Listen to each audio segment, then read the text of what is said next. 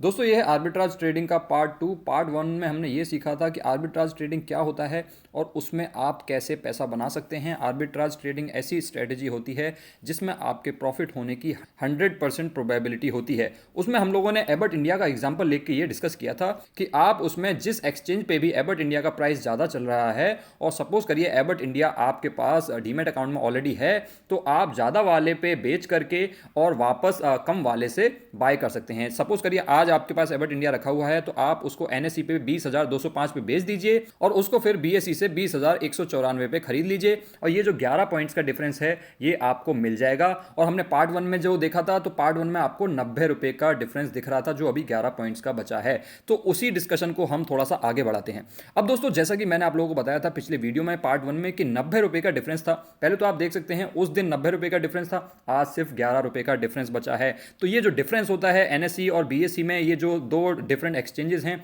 इनके बीच में ये डिफरेंस कम ज़्यादा हो सकता है। मार्केट उसको अपने अकॉर्डिंग फैक्टर इन करने की कोशिश करती रहती है और ये कभी कभी डिफरेंस बहुत ही कम हो जाएगा और कभी कभी डिफरेंस थोड़ा सा ज़्यादा हो सकता है। जनरली ये जो डिफरेंस है ये ज़्यादा उन स्टॉक्स में होता है जिसमें लिक्विडिटी की ज़्यादा दिक्कत रहती है, या तो स्टॉक का प्राइस बहुत ज़्यादा होता है या फिर वो स्टॉक ट्रेड नहीं करता है। अब आप देख सकते हैं कि 90 रुपए का डिफरेंस जब दिख रहा था तब तो ऐसा लग रहा था कि यस यहाँ पे कुछ पैसा बन सकता है, लेकिन 11 रुपए का जो डिफरेंस है अभी ऑलरेडी अपने आप में बहुत ज़्यादा कम हो गया है। तो जब भी आप आर्बिट्राज ट्रेडिंग करने की कोशिश कर रहे हैं सबसे पहले आप ये देखिए कि ये जो गैप है क्या ये आपके लिए सफिशिएंट है, क्योंकि आपको पता होगा जब आप इसको बेचने जाओगे, सपोज करिए इस केस में आप इसको एनएसई पे बेचने जाते हो अपने स्टॉक्स को डीमैट अकाउंट में से और उसके बाद आप बीएसई से खरीदोगे, तो जब आप एनएसई पे बेचोगे तो आप इसमें काफ़ी सारे चार्जेस पे करोगे, जैसे कि डीपी चार्जेस हो गए, एसटीटी हो गया और बाकी अगर आपका ब्रोकरेज लेता है तो वो भी ब्रोकरेज लग जाएगी और भी इसके ऊपर जीएसटी एंड एक्सेट्रा एक्सेट्रा बहुत सारे तरीके के चार्जेस लगते हैं। सो वो चार्जेस क्या वो आपके चार्जेस रिकवर हो रहे हैं जो ये इन दोनों के बीच में डिफरेंस है,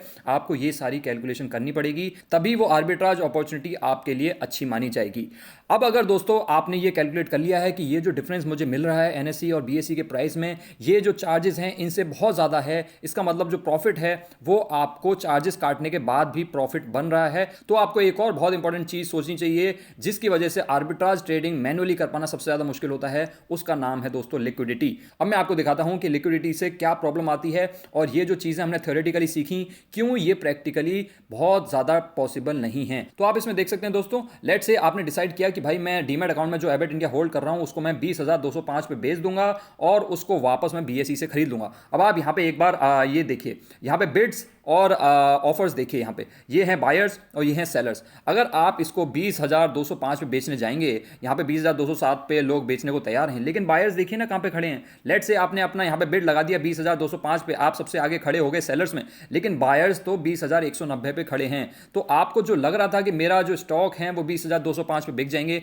एक्चुअली वो 20,205 पे बिकेंगे नहीं, क्योंकि बायर्स जो हैं वो 20,190 के पास में बैठे हुए हैं। लेट से आपने किसी तरीके से यहाँ पे 20,205 में बेच दिया, आपने कुछ ना कुछ मशक्कत करने के बाद यहां पे बेच दिया, तो यही दिक्कत नहीं है। उसके बाद आपको एक और लेग में आपको ट्रेड करना है। अगर हम उस लेग के बारे में बात करें फिर आपको 20,194 में उसको बाय करना पड़ेगा। अब आप देखिए जब आप बाय करने जाएंगे तो आपको सेलर चाहिए होगा और सेलर्स कहां पे बैठे हुए हैं 20,212 पे। तो आप देख सकते हैं कि पहले तो आपकी पहली लेग ही नहीं पूरी होगी, आप उसको सेल ही नहीं कर पाओगे। लेकिन अगर मान लेते हैं कि जैसे तैसे आपने उसको सेल कर लिया तो फिर आप इसको 20,194 पे बाय करने जाओगे। लेट से आपने यहां पे अपनी बिड लगा दी 20,194 पे, लेकिन आपको कोई सेलर ही नहीं मिलेगा। सेलर्स जो हैं 20,212 से स्टार्ट हो रहे हैं। सो ये जो लिक्विडिटी का डिफरेंस, आप लिक्विडिटी का डिफरेंस देखिए यहाँ पे 18 प्लस 12 30 पॉइंट्स का डिफरेंस तो आपको लिक्विडिटी में पे करने को मिल रहा है, जबकि जो आर्बिट्राज अपॉर्चुनिटी है वो आपको सिर्फ 11 पॉइंट्स की मिल रही है। इसका मतलब क्या है दोस्तों, इसका मतलब ये है कि जो आर्बिट्राज ट्रेडिंग है जिसमें हम थ्योरेटिकली ये तो कह देते हैं कि 100% प्रोबेबिलिटी है आपके प्रॉफिट की,